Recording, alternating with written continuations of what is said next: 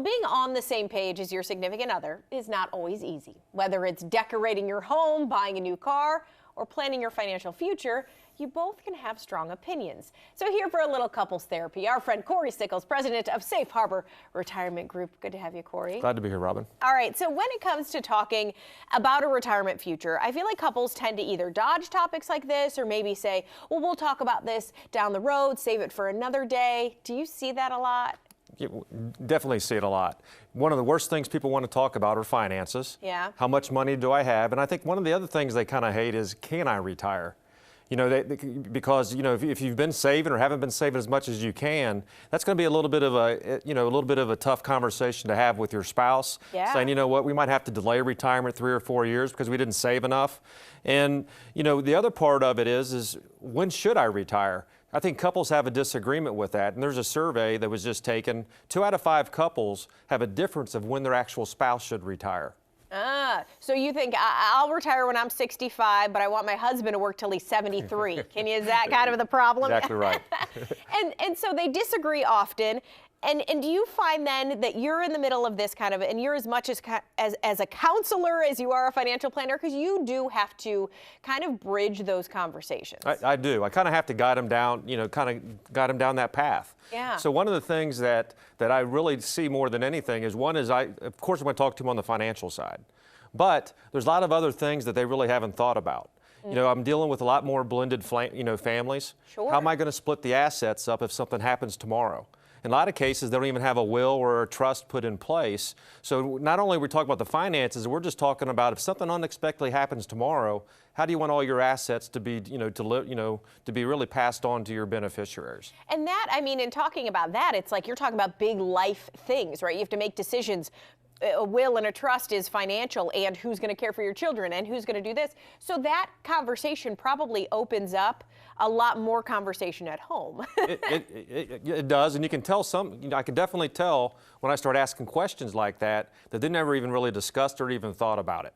And really, the only thing that you want to be able to do is we all want to live a happy retirement. Sure. But if something unexpectedly happens, you just want to make sure that it's set up, your estate's set up the correct way, to make sure that it's going to be distributed the way that you want it to be distributed. And when we talk about retirement, one of the other issues, and maybe it's a little easier to talk about for some, maybe just as difficult, and that's budgeting. And I feel like, nobody wants to kind of put a limit on things a lot of times. It's a lot easier when you're working. Paychecks are coming in. Yep. You're not so much on a fixed budget. But one of the things that we do as we go through that retirement process is we are going to say, what is your monthly budget? And if you don't know it, you're going to have to start kind of putting it down, because when the paycheck stops, really it's how well have you planned in order to pay your monthly bills. Because no matter what happens, you have to be able to keep paying that on a monthly basis. And Social Security, you've mentioned, obviously we talk about that part of your retirement.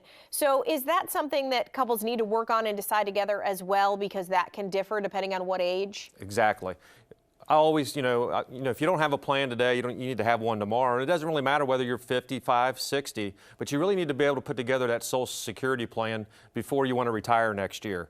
There's a lot of different options for married couples out there to be able to take advantage of that. And the one thing I would also point out, really what your ideal situation is have about 30 to 40% of your Social Security income to be what you're actually going to need in retirement. Okay. And a lot of times I see it's a lot higher than that.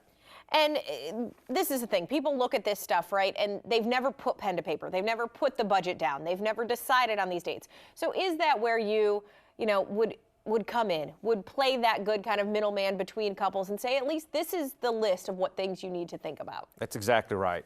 When you really think about it, I'll use, a sport analogy. Really, one of the things that I am is I'm really the coach. Yeah. Right? I'm going to really help guide you down that path to make sure that you have a financial plan, that you've taken care of your estate, that you're, know what you're doing with Medicare.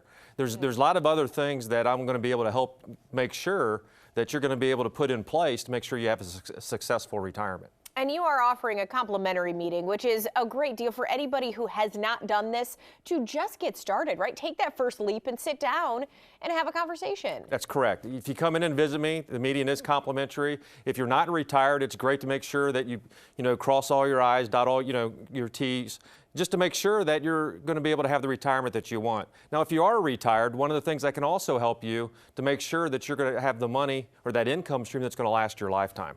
All right, you have offices in Dublin and Easton. You can go to safeharboroh.com for more. Cory, thank you. Thank you.